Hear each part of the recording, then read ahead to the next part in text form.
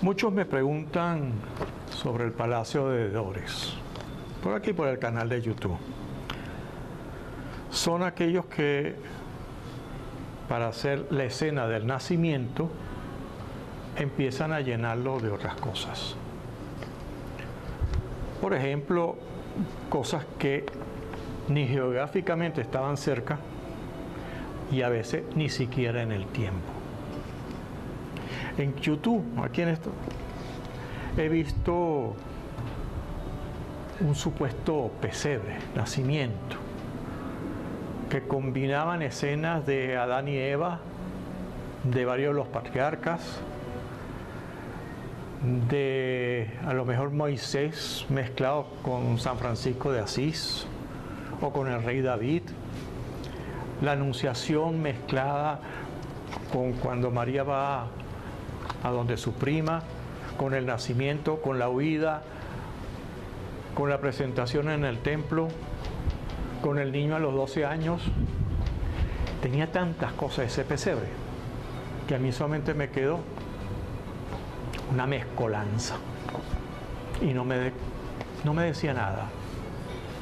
Sobre todo, lo más importante, no me decía nada sobre el nacimiento de Jesús. A propósito, soy Luis Lamana de Pesebres Artesanales y hoy vamos a hablar sobre los palacios de alrededores. A través de la historia, todos los gobernantes se han fabricado esplendorosos palacios, como estos que podemos estar observando acá en el fondo. A través de la historia, todos los tiranos se han puesto a hacer edificaciones.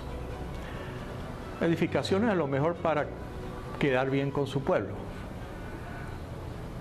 pero primero para beneficio propio. Para que cuando vinieran visitantes dijeran: ¡oh, cuán esplendoroso es este señor! Y el rey Herodes no es una excepción. Él no tenía un palacio, ni dos, tenía 3 palacios. El primero que se hizo en Cesarea, la ciudad que él inventó con ese puerto marítimo enorme que lo convirtió en el centro de comercio del Imperio Romano en el Mediterráneo. Y ahí se hizo un palacio precioso de mármol a la orilla del mar. Se podía asomar por el balcón a ver su esplendorosa obra, pero además no se bañaba en el mar, tenía su propia piscina. Evidentemente, las construcciones en Cesarea, hizo un pequeño coliseo, hizo un hipódromo, hizo un anfiteatro, hizo templos para César, para Zeus, para todas las deidades romanas. Y eso enfureció muchísimo a los hebreos de esa época. No solamente a los judíos, también a los samaritanos y también a los galileos. ¿Por qué esa inquinia que le tenían a Herodes? Bueno, ya el nombre denotaba que no era muy judío, que digamos. Herodes es en homenaje a ese personaje mitológico de Hércules, ese personaje griego. Su padre era Idumeo, o sea, una de las provincias en el sur de Judea. Era hebreo. Esa es una de las tribus semíticas más antiguas. Y su madre era árabe, nabatea. Entonces, el hecho de que fuera rey de los judíos era, wow, molestaba. Sobre todo en una época en donde, como hemos explicado en algunos otros videos, samaritanos, fariseos y saduceos no se llevaban bien, ni decir de los galileos. Solamente estaban de acuerdo en una cosa, que no estaban de acuerdo en nada. Y bueno, Herodes se hace amigo de Julio César en el 47 a.C. y el imperio empieza a financiarle esas grandes obras de Cesarea. Julio César, Cesarea.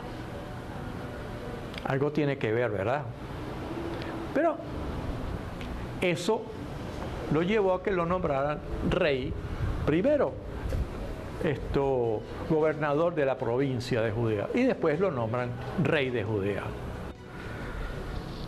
Pero ese fue uno solo de los palacios. El segundo que él se construye para contentarse un poco con los judíos, con el pueblo, reconstruye el templo de Salomón. Esplendoroso, fabuloso. El templo estaba sobre una colina que dominaba toda la ciudad. Buena estratega que era, se le ocurrió hacer en uno de los extremos del templo dos torres. Una, la Torre Antonia. Esa la hemos visto en los textos evangélicos. Y la otra en honor a su esposa preferida, Marianne. Esa era mucho más fastuosa, si queríamos decir. Claro, cuando le tocaba venir a Jerusalén, pues se quedaba en la Torre Antonia.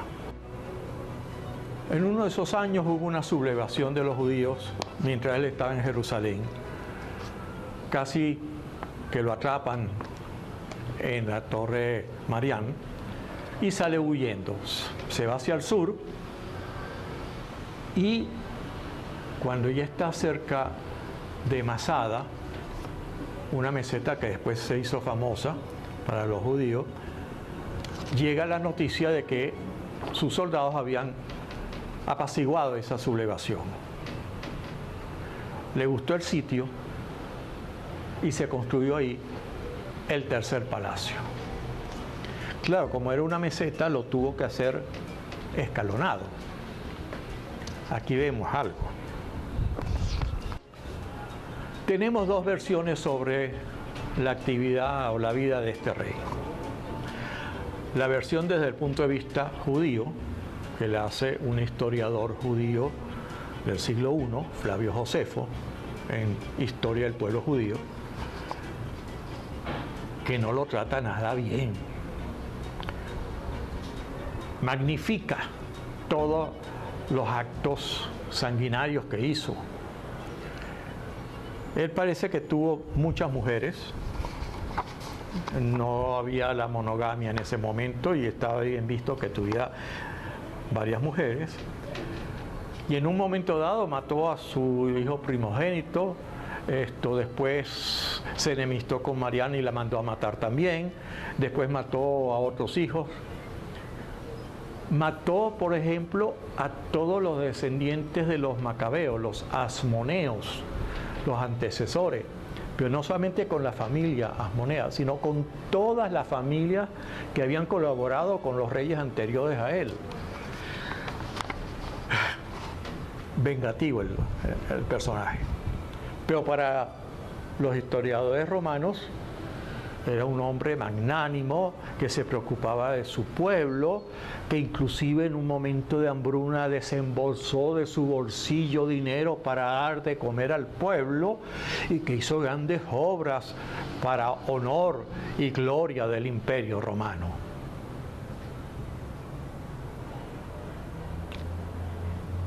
En los evangelios, en uno de los evangelios, Mateo, nos habla de la matanza de los inocentes. Resulta que llegan unos extranjeros a visitarlo. Mateo no nos dice si era en Cesarea, en Jerusalén o en Masada. Yo pienso que en Jerusalén no era, porque él solamente acudía ahí cuando habían festividades. Y en octubre, la época que debieron haber llegado esos magos, no habían festividades.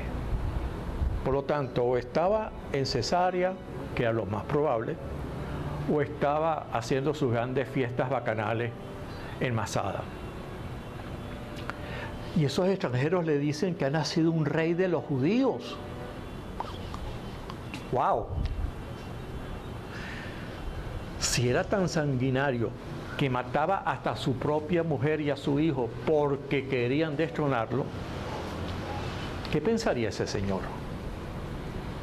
Y eso sucedió 2 años antes de que se muriese. Según Mateo, él mandó a matar a los niños menores de 2 años en Belén. Hemos dicho muchas veces que esa era una pequeña aldea. Se calcula entre 300 y 1000 personas, no se sabe exactamente cuánto. En ese caso, no habrían más de 7 niños pequeños de 2 años. 7 niños, puede ser. Casualmente, el otro evangelista que se ocupa de esa etapa infantil de Jesús no lo menciona. ¿Será correcto la matanza de los inocentes? O sea, una fabulación, porque así nos recuerda la matanza del faraón con Moisés y nos asemeja a Jesús con Moisés. O ciertas matanzas que también ocurrieron en Roma unos 20 y pico, 27 años antes del nacimiento de Jesús, donde también se auguraba el nacimiento de un nuevo gobernante y mandaron a matar, el gobernante de turno mandó a matar a muchos niños pequeños. Hay un profesor de la Universidad Complutense, Antonio Piñero, que tiene un libro sobre la historia del cristianismo, de los orígenes. Él cita, y lo voy a leer, que una vez pasados los años, cuando se conocía la grandeza de algún personaje, se confeccionaba a base de tradiciones más o menos fiables, o incluso de leyendas, una historia de su nacimiento en la que ponían de relieve las circunstancias prodigiosas, maravillosas, divinas de tal nacimiento. Así ocurrió con el rey persa Ciro, narración hecha por Heródoto, con Alejandro Magno, narración de Plutarco, o con el filósofo, predicador ambulante y dramaturgo Apolonio de Triana, por Filóstrato. Todo esto, quizás en esa época del siglo I, pues hacía que nuestro personaje principal, del cual escribíamos, tuviese relevancia. Sin embargo, el historiador judío Flavio Josefo no menciona esa matanza y menciona con exacerbación de detalles todo lo que este rey Herodes hizo. Fíjese que cuando menciona la muerte de Herodes, dice que fue castigado por Dios por todos los crímenes que había hecho. En el 2007, en Masada descubrieron el templo herodiano y la tumba de este rey Herodes, que ahora la historia lo conoce como el Grande. Después de que Herodes muere, la provincia pasa a ser dependencia de Siria. Eso desencadenó todavía más protestas del pueblo judío, fue sofocada sangrientamente, incendiadamente, hasta que en el año 70 después de Jesucristo empieza la expulsión de todos los judíos de ese territorio. En conclusión, ¿en cuál de los 3 palacios de Herodes recibió a los magos de Oriente? No hay referencia histórica que nos lo diga. En un pesebre tratamos de representar el nacimiento de Jesús. el nacimiento de Jesús. Hace falta poner a Jerusalén, que está a 40 y pico de kilómetros de Belén. Hace falta poner el palacio de Masada, que está a 100 kilómetros de Jerusalén, como a 80 de Belén. Hace falta poner antecedentes. El nacimiento en un lugar humilde es lo que debemos representar. Ese lugar humilde de un Señor que nos cambió la historia. Si te gustan estas charlas, me lo puedes escribir aquí. Si quieres más información, aquí está el correo. A ese correo puedes acceder, puedes hacer preguntas. Por ahí, por el correo, puedo responder mucho más explícitamente lo que me preguntas.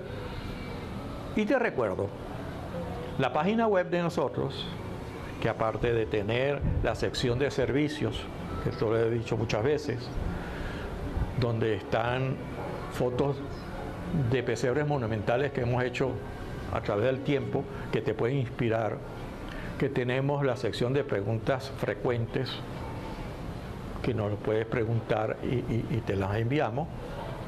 Es la tienda, y por ahí consigues todo lo que hacemos para que en tu hogar montes un pesebre y puedas celebrar la Navidad con estilo. Chao amigos, nos vemos en 15 días.